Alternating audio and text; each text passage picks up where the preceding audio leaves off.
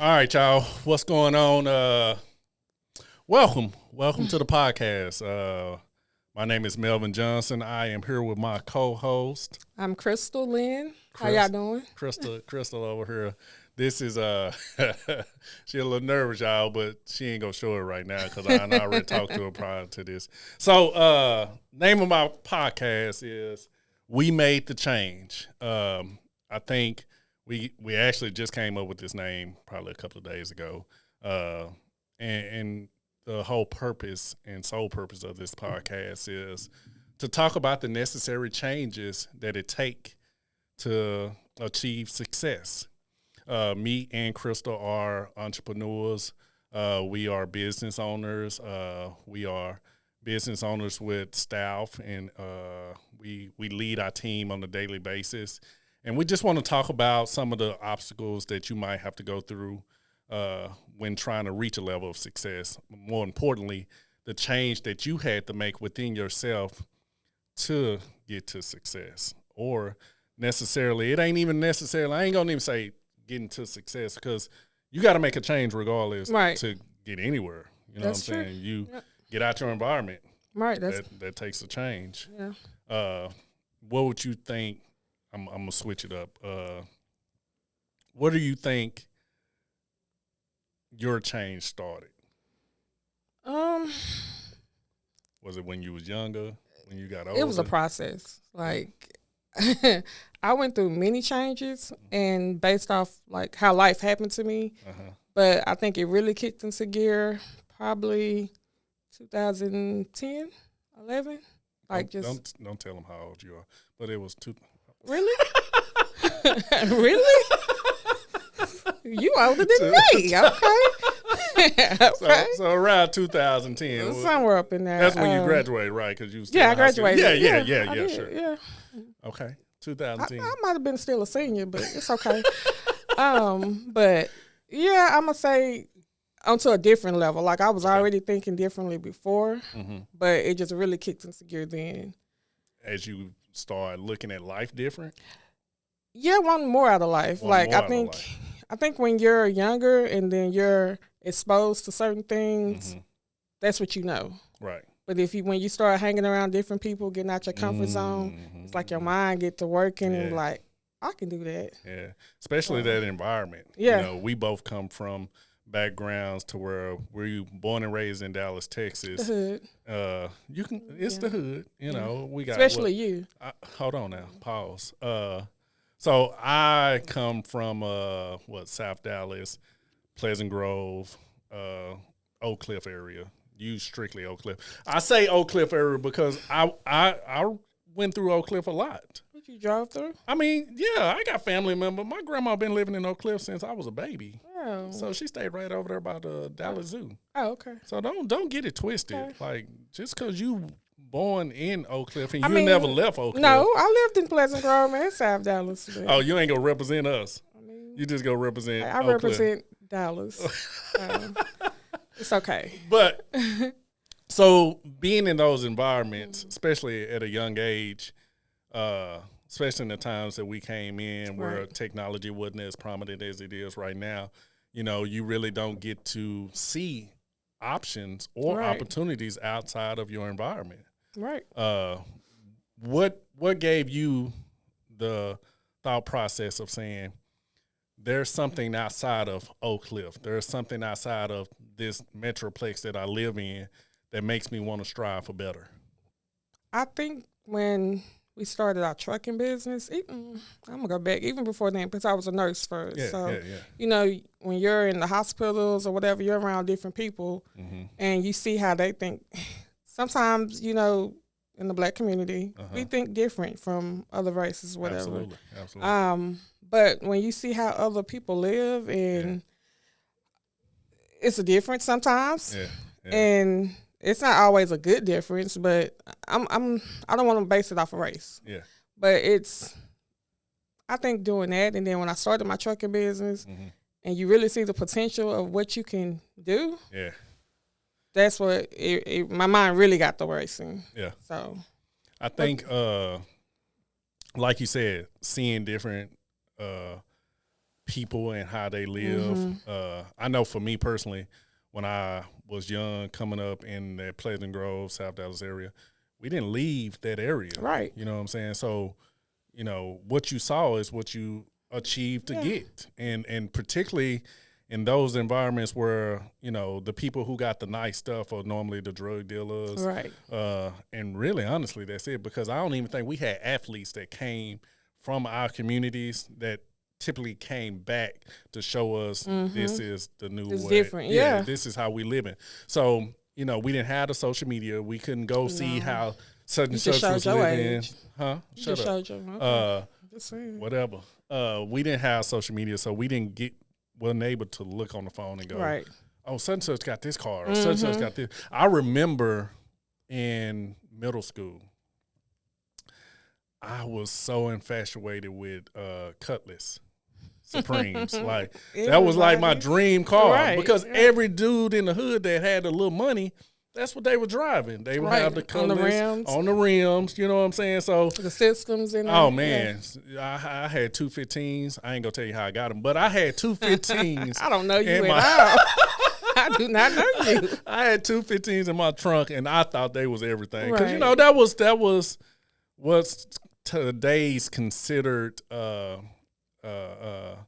That's what the trend was. Right. You know what I'm saying? All the guys wanted the speakers, the TVs that come out your dash, and I'm really telling my age because, man. I don't know nothing about that. You know about them. But that was the driving force. I think for me, the change came for me when I moved out of my environment. That's a big one. Yeah, I moved out of my environment. I want to say it was my sophomore year in high school. I got in a little trouble, and now thinking back, I don't know if this was a trend or it was just something to say, but it was always this stigma around our neighborhoods to say, you lucky if you live to see 21. Like, that was a big deal for dudes. You know what I'm saying? So, in my mind, I didn't think I was going to live to see 21, or at least not be free in 21. Yeah, that's deep. You know what I'm saying? So, when I was like 16, 17 years old, I had gotten a little trouble in Dallas, and my dad, thank God for my dad, he pushed me to move. Yeah. So I ended up moving to Oklahoma. How was it? Oh, my goodness. It was the most uncomfortable thing in the world to me because here you go with this young 16, 17-year-old kid who's only been exposed to this environment his whole life. Right, right. You know, when I went to school, and you can probably say the same, it wasn't diversity. It was either Hispanics or African Americans that went to school with us.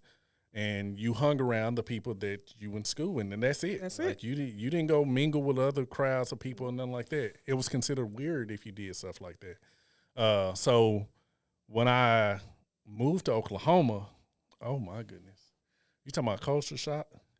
Like I never been around white people. The only white people. A lot of African American. Absolutely, especially coming in the hood. Yeah. So. I mean, the only white people I seen was police officers and people who were buying drugs, and maybe the handful of educators that taught at the school. Schools, You know what I'm saying? And that was very few because I know nowadays it's different because there are a diverse crowd of school teachers out there. Right. But back in our days, you had the black grandma, she was teaching, or the black auntie. The teachers who taught my mama. Yes. So that was a big thing back then. But you dropped the gym, though. Did you hear what you said? What? When you moved to Oklahoma, you were so uncomfortable. Absolutely. But you said that's when your change started. Absolutely. That's definitely where my change started. Yeah. It's funny because I remember moving to Oklahoma, and I'm going to this school.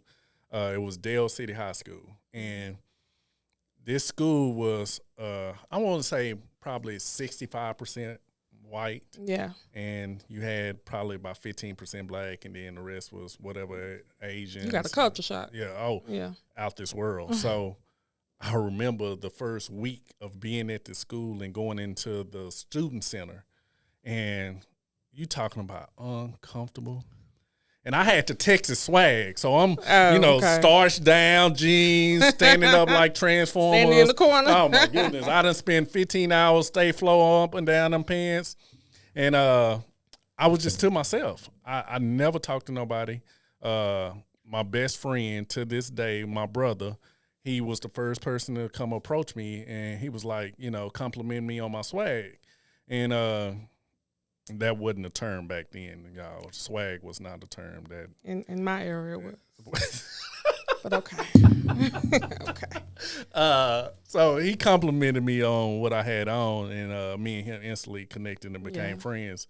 But I was terrified. Yeah. I was terrified. I wanted to get away from there. I can remember going into one of the classes. This how so not focused I was. I can only remember going to one class the whole 2 weeks I was at the school. Did you skip me? I wasn't skipping. I just wasn't paying attention because I was so scared. Yeah. I was fearful of them knowing who I was. Right.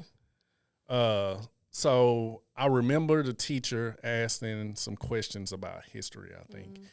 And the kids were raising their hand and asking these questions. And I'm like, how do they know that? Because they didn't teach us that in our schools. Right. I can't even remember focusing that much to where I can even remember answering questions to that magnitude. So immediately I got discouraged. So I went back to my family member that I was staying with, and I was like, you got to transfer me. Like right now, you got to transfer me. I need to be out of this school tomorrow. That flight or fight. Oh my goodness. So my mom actually asked me, she was like, so what school you want to go to? You know what I told her? Where? I said I need to go to the hoodest school in Oklahoma. Really? Oh yeah. But that was my comfort zone. Yeah, your comfort zone. That was my comfort zone. You know what I'm saying? So I wanted to go. I ended up going to Douglas High School. I mean, it's Douglas, so you know it's hood. Yeah. Anything Frederick Douglas, they give us all the hood schools names and everything. But I ended up going to Douglas High School, and as much as I thought I was going to be comfortable because now I'm back in my comfort zone around my people, you know how our people get when they don't know you. Oh yeah. Oh yeah. It was so much hate. Yeah. And maybe it wasn't. You know what? Now looking back, I don't think it was hate. I think it was just uncomfortable for them as it was for me. Right. Because Oklahoma, in that environment back in those days, dudes were considered what we consider in Dallas friendly. Oh, really? Yeah. Because I never got spoke to so much in my life. Like to actually be walking around and somebody be like, what's up, man? You know, in the hood, you know, what's up in Oak Cliff? Right, it's a difference. What you mean, what's up? Is it still like that now? You think? I'm so detached from it. No. I couldn't even tell you. If I felt that type of vibe, I'm going the other direction. I'm scared now. You scared? But you think it is like that? I don't think so. I think social media has made it to where people are kind of coming out, speaking and stuff. Yeah. Social media changed a lot of stuff. Oh, absolutely. But yeah. Absolutely. And it made it cool to be smart now. Right. Things of that nature. So, yeah, I agree. I pray it's not like that no more, people. If you are in an environment where you can't speak to your own kind or the people that's in your circle, you might need to change your circle fast. Right. But I'm in this environment where I'm feeling like, okay, I'm around my people, but they don't like me. And, the dudes never really spoke to me. This is what I'm saying to myself. Like I said, it possibly wouldn't like that at all. So do you think you were sabotaging yourself? Oh, absolutely. Okay. Absolutely. Because I didn't know no different. But that happens when you're trying to change your mindset too. Yes. Negative self-talk. Yeah. And I think that's what keeps people inside of that comfort zone of not wanting to change. Right. Because the fear of doing that and not having nobody to talk to, like you got to think about it. I ain't had nobody to talk to back in them days. Like nowadays, you got therapists and counseling. You got YouTube. You can get on and listen to somebody tell their story. But we didn't have those options. No, not at all. See, I caught you. What I do? I said we, and you was back in them days too. But we didn't have those options. So you can now, get that help if you need it or get somebody to talk to. But so here I am. I've always had a work ethic about myself. Like I got my first job when I was like 13 years old, lying on applications, telling them I was 16 just to work full-time hours, the whole nine. So I had a job in Oklahoma at a oil pumping service company. What were you doing? I was a grown man. I was a grown man. So I'm working night shift at this. It's a assembly line job, warehouse type job. But I'm working nighttime shift. So I would leave and get off of work at like 4 in the morning. Then I get up and go to school. Wow. Yeah. That's a lot for a kid. That's a lot for a kid. But at this time, I'm thinking I'm grown. I'm thinking this is, my environment has taught me that this is what we're supposed to do. If you want to leave or get out of your environment, this is what I thought I was supposed to do. I saw my dad, and all he did was work. So that was my process. That was my thought process. So when I'm working this job, I'm doing a great job, and the supervisors wanted to promote me to the day shift. At 13? I wasn't 13, girl. Oh, I'm about to say. I'm like, wait a minute. Modern day slavery all over again. But I was 16, 17 years old. Yeah. So they didn't know how old I was. I mean, I'm pretty sure on the application they knew, but from a supervisor position, it wasn't like they were looking at my application and go, oh, yeah, he only 16. Right. So they just looking at my work ethic. So they offered me an opportunity to get on day shift. They didn't even know I was in high school. I'm going to Douglas High School. I'm probably like 3 weeks in right now. I ain't learned nothing. I ain't building no relationships. I don't want to be there. I don't want to be in Oklahoma because it's just so uncomfortable for me. Right. So I end up dropping out of school and taking on the day position. I'm like, okay, I'm finna go make more money. I'm on this day shift now. It was my junior year. I'm like, I don't like school anyway. I like making money. I like working. I'm just going to go to work. I'm just going to go to work. So I quit going to school, go right into the working force even more. Like I'm full-fledged now. And I want to say probably 4 or 5 months later, I was just to the point to where all I was doing was working, coming home. So did you have like a goal? Like I didn't have a goal. Okay. I didn't even know. I don't even think I knew what that meant at that age. Nobody set me down and said, this is the goal you need to achieve. Right. How to even achieve it. How to even achieve it. Like that wasn't even a conversation that I would think that I would be having in that environment. So I ended up moving back to Dallas. I think I had dropped out of school by this time, so I wasn't in school. As a matter of fact, I remember coming to Dallas, going to the graduation of the class that I was supposed to graduate. Really? Yeah. How did that feel? I don't know. I didn't know how to express my feelings back then, so I don't even know if I felt anything. I just saw my friends. Right. And I thought, these are the dudes I grew up with. These are the dudes I've been around all my life. You're going to go hang out. So it wasn't even a big deal. But I ended up coming back to Dallas, and now everybody has graduated. They're, grown, quote unquote grown. But I stayed for like a year back in Dallas, and I could see my friends and the people I grew up around doing nothing. Like everybody was just going through the motions. Yeah. Some people were going to jail. Some people were getting killed. And one thing I had started telling myself was when I was in Oklahoma, it was boring. I'm talking about completely boring. But I didn't have these worries that I feel like I have right now. Right. Like in the country. Like like I didn't fear for my life when I went out. I wasn't worried about was I going to get locked up or things of that nature. Like it was just super boring, but I had a peace of mind. Right. So I end up going back to Oklahoma,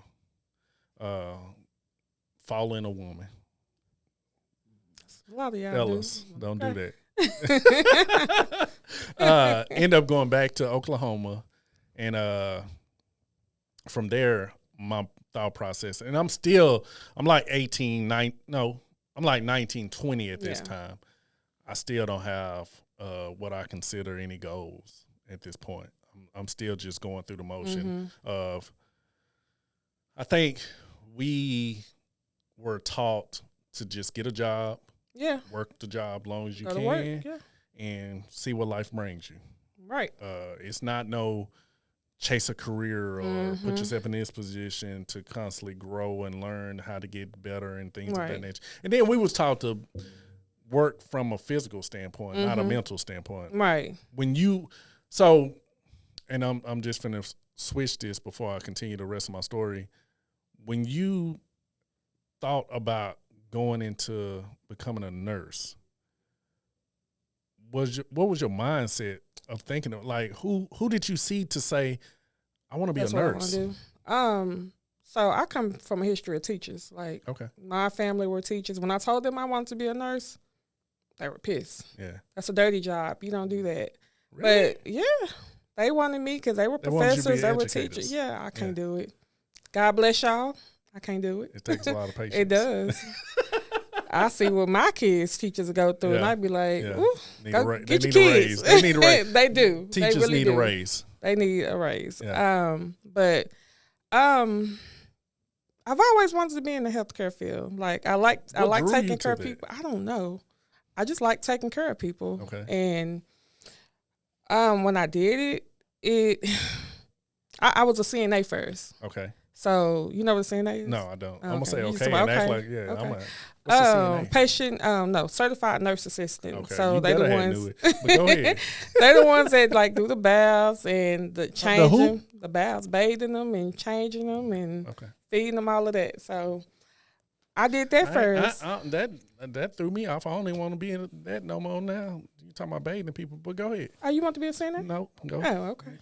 But doing that humbles you. You know, you see people at their worst. Yes. So, but I would see a lot of people like our people, and they would be in the nursing homes and stuff, but they would be in the worst conditions. Yeah. And it's like sometimes they wouldn't have families come see them. Yeah. You'd be like, what did you do with your life? Yeah. Where no one wants to come and see you, and now you're here in this nursing home, and you can't even pay for the nursing home. The state is paying for it. And then I had family members on drugs, and it's like, I don't want to be that person. Yeah. So I think that's why I said I was different. My grandmother, she passed when I was 9, but she instilled some stuff in me. Okay. And so it kind of stuck with me. Shout out to all the grandmas that take care of the grandkids. Yeah. But I think if it wasn't for her, I don't know where I would be. You'd be lost. Hopefully I've been and found myself by now, but I don't know. It probably would have took you a little bit longer to make that change. Yeah. Definitely shout out to all the grandmas that step up and, take care of the responsibility. We need y'all. Yeah. We need the parents. We need the parents more than anything. Yes, but the grandmas, they play. And back in those days, that was normal. Yeah. Like, who grandma didn't take care of them? Like if you, and what's crazy is back then it was actually grandmas. Like it ain't the 32-year-old mama that's taking care of the grandkids and she's still going to the club. Right. It was actual grandmas. And you know what? I had my first son, I had him early at 16. So that was another thing that got, So you had to make an immediate change. I did. But I can only imagine at 16 having a child, how easy it would have been for you to just be a statistic. Right. And I didn't want to be that. Yeah. I didn't want to be that. I watched friends look at me different. People turn their back on me or whatever. And I'm like, I'm gonna make it for me and my baby. Yeah. Like, would you have those conversations with yourself on a regular basis? I did every day. I did. Yeah. I'm like, and it didn't happen immediately though. Yeah. It was like it was a process because I'm a kid raising a kid, and I'm dealing with school problems, family problems, and I was a straight A student, really? And then. Really? You don't think so? No, I believe you. Oh. I didn't know what that looked like, but go ahead. My grandma didn't play. She did not play. You better not bring no B in that house. I don't even think my parents even signed a report card. Really? No. Then when she passed, it was different. Okay. But I think, getting that foundation. She had installed enough into you to where you knew how to continue the torch. Right. Yeah. But I was still a child. Yeah. So I'm trying to figure stuff out. And I used to be embarrassed about this stuff. Absolutely. And I just came to realize that's why I'm here. That's who made me who I am today. Right. So I had to go through some stuff. I didn't sleep in my car. Yeah. Like with my baby, and I had a lot of pride. Yeah, I had a lot of pride. Yeah. I'm not asking nobody for nothing. I'm going to go to work. I'm not, As sad as it is, I think that's one of our downfalls as a people. Yeah. We don't ask for help. Yeah. Because a lot of people are willing to help, but we so prideful in the end. I don't have a problem at all now. Yeah, I ask now. Yeah, no problem. Like, I'm going to act like I don't know nothing. Right. So continue. You going through this process. You're a young mother. And I didn't have any help. You didn't have any help from his dad because he was an older guy. Okay. And I'm a baby, I'm a baby raising a baby. Yeah. So I would cry, I'm telling myself, you are so stupid for letting this happen to you. How could this happen to you? Yeah. And it took all of that to mold me into who I am. Yeah. Like it just, I'm you know what? I'm gonna say that's what pushed me. Okay. And like I said, I had family members on drugs. That's what pushed you to changing. Yeah, okay. it started to change because I'm like, I'm not gonna be that type of mama where I'm gonna leave my baby with my mama or I'm just gonna be gone. I'm gonna be doing drugs. I'm gonna be out, with different men. My babies can't say they seen me with a bunch of different men. Yeah. So that was just me. Yeah. But I wanted to be different. It's funny you saying this because even through my change, I know at that point in your life you felt like I'm alone. I was at my lowest because ain't nobody you can talk to because you can't show sign of weakness. Nope. You can't show sign of weakness. You can't properly, because you're so young, you can't properly even communicate your feelings at the time. Because even though you got a baby, you're still a child. Yes. When you're talking to grown-ups, you're still a child, but you're dealing with grown-up situations. And then 9 times out of 10 in those environments, ain't no role models to look at for guidance. So how did you get into going from that to changing your mindset to pursuing a career in nursing then? I was determined. Okay. Like I said, studying, I went to nursing school during the day from 8 to 3. I got off at 3. I made it to my job at 4, and I was there till about 11 to 12, and I would do that all over again every day. Wow. So I say this a lot. For people who really want to be successful, because that was a part of your journey to striving for success, it can be boring. It can. Yeah. Because you find yourself repeating and doing the same thing over and over and over. And the crazy thing about it is you don't see the end results. Until you get there. Because in your mind, it's like, when is it going to happen? Right. When I'm tired of being like this. Yeah. But I'm a firm believer that in order to achieve anything success-wise, be ready to be boring. Yeah. For a long period of time. It gets boring even now. Because it has to be a routine. Yeah. You had to know, I got to go study. I got to take care of my child. I got to read these books. I don't have time for nothing else. Right. And I would take my books to work. Yeah. So on my lunch break, I'm not breaking. You was back there reading books. Yeah. Or in between doing my patients. Yeah. And one thing about my job, they encouraged me. That's good. I had a group of nurses that encouraged me. Yeah. And then I had some help at home. My mom would help watch the kids. Okay. So how did it feel coming from an environment where it probably wasn't a lot of motivation to going into this now nursing program to where you're getting, the encouragement from other people to say, oh, you can do this. It was different. Yeah. Because I didn't have it. Yeah. And so I'm not a crybaby, but I'm a crybaby. You are. Like, but go ahead. It's okay. When I'm like going through stuff and it's really, when I feel like I shouldn't be going through it, like I should have that help, and then somebody that doesn't even know me reaches out to me, that means a lot to me. It make you look at the people that know you and go, why you ain't give me this? Yeah, what's wrong with y'all? Yeah. Or what's wrong with me? Yeah. Do you not love me enough to give me that? Yeah. And so that all that goes through your head. Right. So it's necessary though. It is. I think it's necessary for the journey. I think it molds you into the person you have to become to obtain any level of success. Right. So all that build up is part of the journey. And I tell anybody, like, looking back at all the things I went through, I now can reflect on it and go, I needed to go through that. Right. I don't regret it. To go through that. I think a lot of people make the mistake of they go through so much in life and they hold on to it and they don't want to learn from it. Yeah. They just use it as an excuse for not pursuing whatever else is next. It turns to anger. Yeah. Frustration. Yeah. Now you're mad at the world. Bitter. Yeah.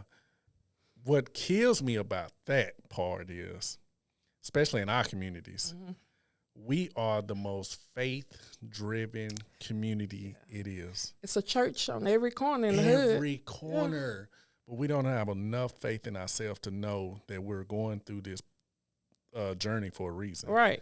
And to accept it, keep moving, and know that I just need to learn to get to the next step. And that's the big thing. Yeah. Don't keep repeating it, because you're going to keep repeating it until you learn the lesson. Absolutely. So, and if you keep repeating it, you go eventually get tired of repeating it and you just go settle in it. And you just going to be like, well, ain't nothing going to change. No, the change ain't came because you ain't changed.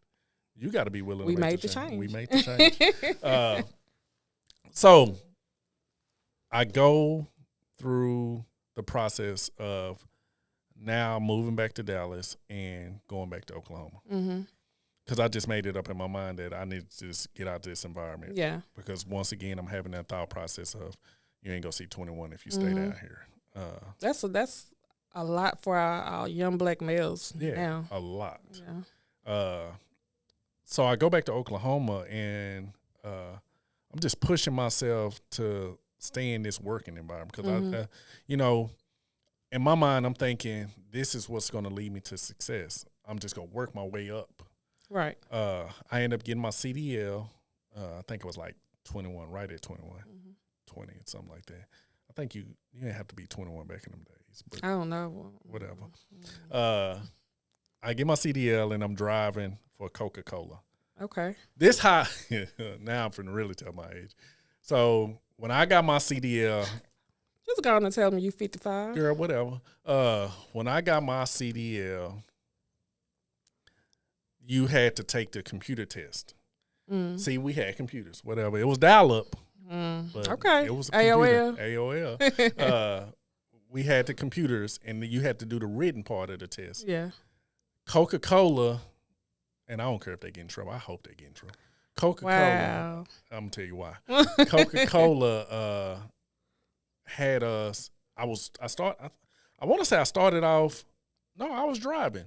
But I was driving a straight truck, so you didn't have to have a CDL at the time to drive a straight truck. It's like driving a box truck. Yeah. Like going to rent a U-Haul.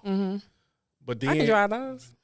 I'm going to get off the highway. But then they converted the laws over to where, no, they didn't. Coca-Cola just said, do you guys want to get your CDL? So I'm like, yeah, I want to get my CDL. So they gave us the answers to the test. It was like, go study this. What? Next week, y'all go take the test. You gonna get them in trouble. I don't care. It was that simple. What they do to you? I'm going to tell you. So it was that simple to get my CDL. Like, I literally got it in a week. Yeah. Y'all cheated. I ain't know how to drive no commercial truck. Like, I know how to drive a straight truck, but I ain't know how to drive no 18-wheeler by no means. But I get my license, and I'm driving for Coca-Cola at the time. And, oh, my goodness, you're talking about 2000, 2001, 2002. I'm working all this overtime, working all these hours. I'm making like $500 a week. Oh, my goodness. Oh, that was a lot. I'm balling. You are. Okay. I'm balling. I see you. No financial literacy, but I'm balling. I'm balling. So the girl I was dating at the time, I had proposed. Oh. Yeah. No, it didn't last long. But I proposed, and the best thing she did for me was she forced me, because she knew my educational background. Mm-hmm. She knew I had dropped out of high school. She knew that I hadn't pursued anything as far as college or anything like that. But she was very adamant, and thank God that she was. I don't even know the reason behind it, but she was very adamant about pushing me to get my GED. See, that's another show. Your spouse can make or break you. This ain't my spouse now. But she pushed me to get my GED. Mm-hmm. In my mind, I'm a 22-year-old black male, 23, 22. In my mind, I got a good job because in our environment, we're taught to go get a job, and you work on that job, you make money, you put a little in savings, and this is what you do. Yeah. So I'm like, why I need to get a GED? What is it going to do for me? Mm-hmm. It ain't going to change my job title. I'm still going to be a truck driver. But she said, if you don't get your GED, we can't be together. Mm. So I was going through a lot of insecurities at the time. Yeah. Because here I am, young, uneducated. I'm in an environment that I really don't want to be in. But I feel like this is the best place for me to be at, so I won't be in jail or dead before I'm 21. So I'm like, okay, let me go on and do this so she can get off talking to me about it. Get off your back, yeah. So I go downtown Oklahoma City. It was a GED testing center down there. And I go in and I take the test. I set an appointment, take the test. So a week later, this lady, when you talking about we made the change, like there were changes that I had made up and to that point, this was probably my most pivot change. This was the change that probably changed the direction of my life. Mm-hmm. I take the test, I go in, and a week later, this old white lady, Miss Taylor, I'll never forget this lady. I know she got to be passed away by now, R.I.P., Miss Taylor. She calls me in the office. She says, Mr. Johnson, she said, you failed. Oh. She said, your reading is on the 5th grade level. Your math is on the 6th grade level. Wow. I'm 22, 23-year-old black male at this time. You've been making it through life. Been like making that. it. Yeah. You know what I'm saying? And I'm making, $400-500 a week. I got my own apartment. I'm like, I got a car. Right. Like, you're doing it. I'm doing it. Yeah. I'm living what's quote unquote the American dream from our neighborhoods.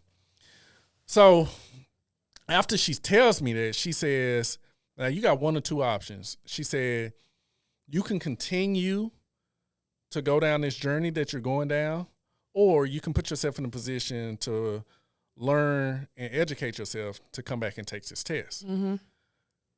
That next, probably 2 days later, it stuck on my mind. Like it was like glued to my brain the whole time she I was more upset at myself than anything. Right.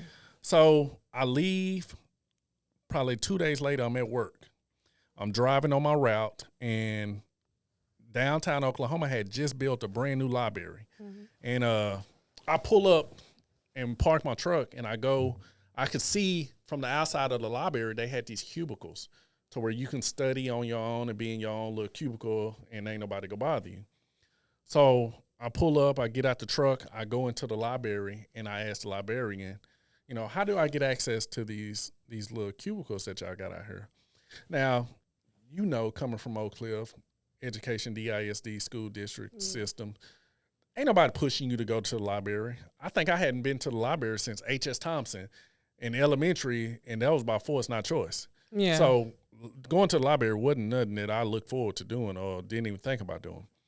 So she tells me about, get a library card. You can come up here and reserve a room anytime you want to. I'm like, cool. I don't even know why I'm getting this library card because it wasn't like I came in there with a purpose. Right. So probably 2 days later, I'm up at 3 o'clock in the morning and I'm watching TV. And this is now maybe 5 days that I done took the test and got the results. So it's still on my mind. But I ain't even told nobody I flunked. I'm too embarrassed to even let people know. The embarrassment, it was real. So I'm too embarrassed to even tell anybody that I failed the test. I ain't even tell nobody I took it. Right. So do you think, you not telling anybody, was that because you were embarrassed? Like to tell anybody you were going to take it? Absolutely, 100%. Because I wasn't confident enough to feel like I was going to pass it. So I'm up watching TV, 3 o'clock in the morning.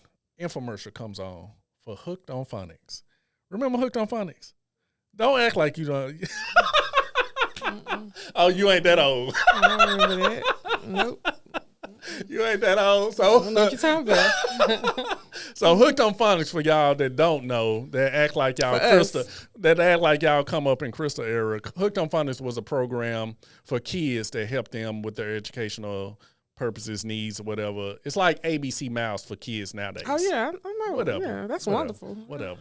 So I ordered this program. It comes in the mail probably 2 or 3 days later. I'm still not telling nobody.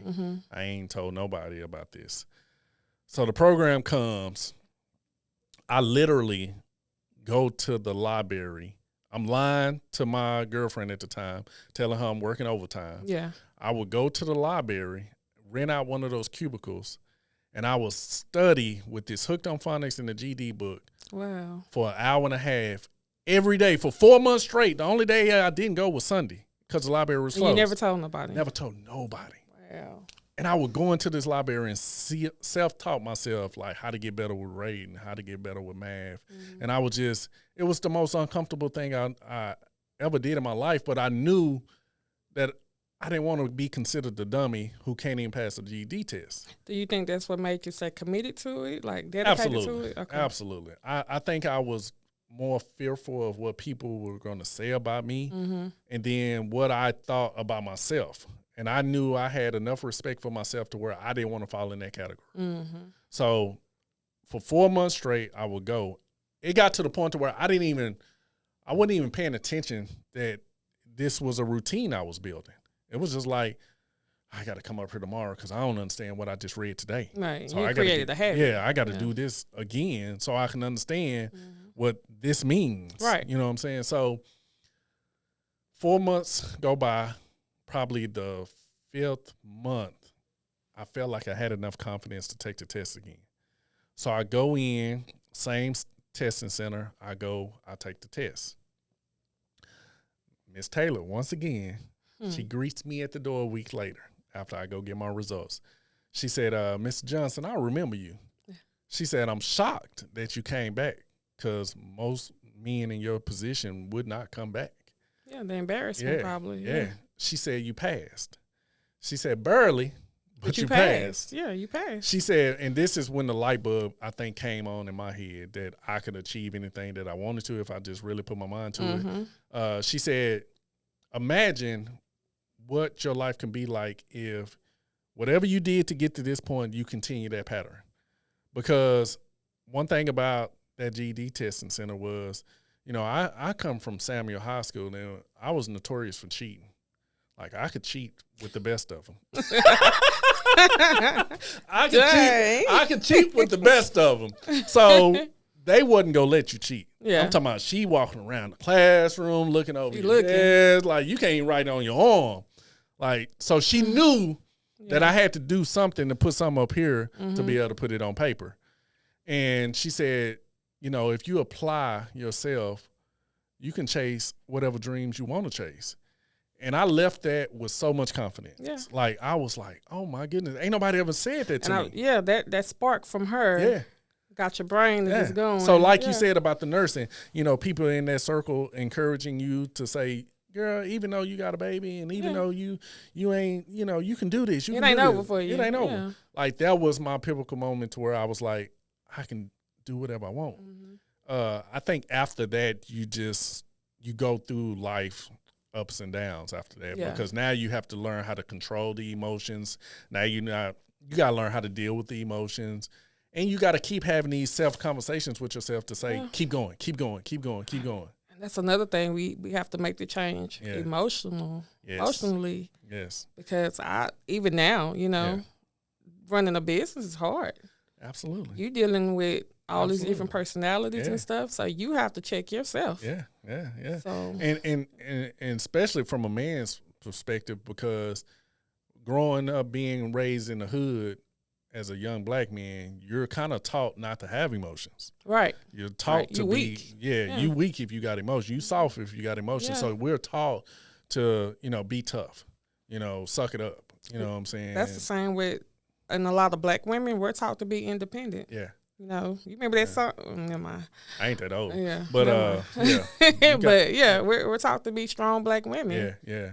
And I think we're at a point in our life where it's like we've made the change to understand the necessary steps to keep going, and then it's like you got to keep reprogramming yourself over and over and over every day. Yeah, because I think now you start exposing yourself to different things. Mm-hmm. You start getting around people that don't come from the same walk of life that you come from, so you get it's to uncomfortable. See very. Yeah, I've gotten to a point now to where I don't think it's as uncomfortable as it once was, because I've been on this personal development journey for the last probably 15, 16 years. So it's really helped me to like be okay with being uncomfortable when I'm in any room. Right. That's what growth happens. Yeah. So I always push people like to get as uncomfortable as you can, because on the other side of the uncomfortable is where you go find success. Exactly. So, so grateful that we are now in a position to where we get to educate, we get to share stories with people. I know you got a lot. See, you gonna make me. Yeah. Okay. Oh, y'all. That's wisdom. That's what this gray represents. This gray represents wisdom. But so excited about the opportunity to have this podcast, because I think us sharing our stories and so many different ideas about how we now, because we ain't even got into how much of a ball of crystal is, y'all. But we got so many episodes that's come down the road to show you what her change really turned her into, because now she like this. She going for mogul. Is it mogul? You gonna be a mogul? That's what. She's trying to be a mogul, y'all. I'm gonna learn how to say that. I'm still. This is the GD section. We still making the change. We definitely still making the change. So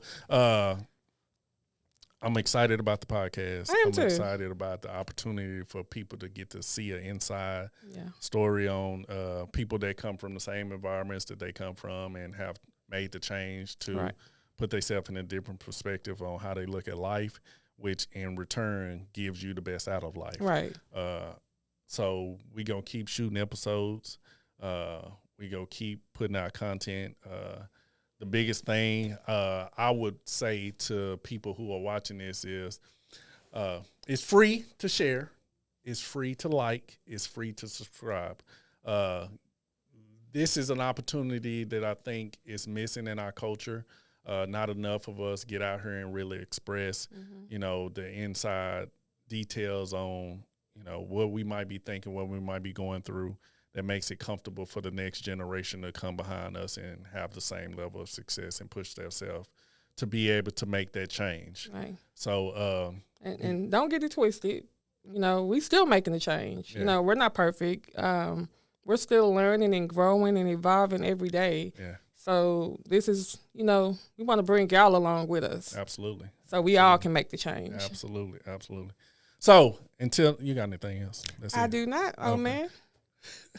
Y'all see where this podcast is going to end up going, because she ain't going to keep calling me old. I mean, but I'm stating facts. Ain't that what they say? Facts.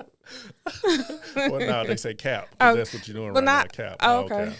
But see, I keep up with the youngsters. But on that note, appreciate y'all watching. Make sure you subscribe, like, and see y'all on the next episode. Bye.